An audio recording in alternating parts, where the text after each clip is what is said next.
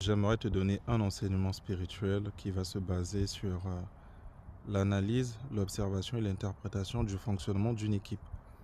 Dans une équipe, vous avez parfois un très bon joueur qui peut traverser des mauvaises périodes, mais des très mauvaises périodes. Il va absolument rater tous ses tirs. Il va absolument être l'ombre de lui-même. Et malgré ça, l'équipe peut gagner parce qu'ils ont d'autres joueurs qui vont marquer. C'est ça la force d'une équipe. Un peut être faible, mais l'équipe en général va gagner. L'équipe. Cette équipe, c'est le corps du Christ. Et le corps du Christ ne doit pas se limiter qu'à l'église. Le corps du Christ doit être partout. Le corps du Christ doit être partout.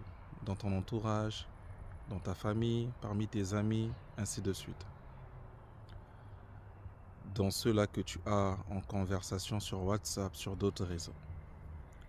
Ce que je m'apprête à partager avec toi ici, c'est juste une vérité.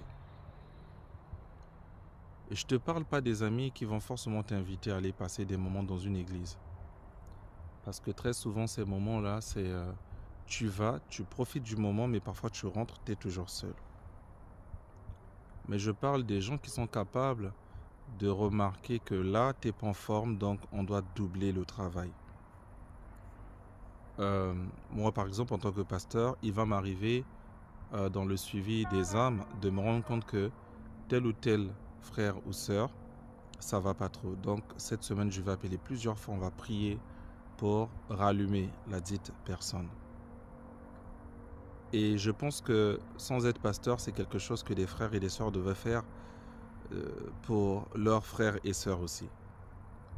Mais si dans ton entourage, tu n'as pas vraiment des gens en Christ, si dans ton entourage, tu n'as pas des gens qui sont capables de te soutenir comme ça, tu pourras passer des moments de désert spirituel fréquemment sans qu'il y ait quelqu'un qui ait la sensibilité d'écouter le Saint-Esprit et qui puisse te... C'est-à-dire, la question est simple.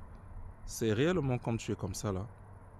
Est-ce que tu peux compter le nombre de personnes qui t'ont déjà appelé juste pour que vous puissiez prier ensemble? Ils sont combien?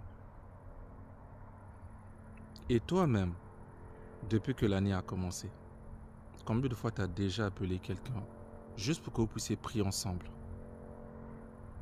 Alors que le Saint-Esprit t'a parfois donné l'intuition. Il y a des moments où tu es resté tranquille, tu as pensé à quelqu'un. Tu as eu comme une image, un flash, une image de la personne assise, triste, ainsi de suite. Tu n'as rien fait de ça. Et un jour, tu dis juste, ah oui, tel jour, j'avais pensé à toi d'ailleurs, ainsi de suite. Et qu'est-ce que tu avais fait ce jour-là? On est une équipe. Moi, j'aimerais, si j'arrive pas à prier,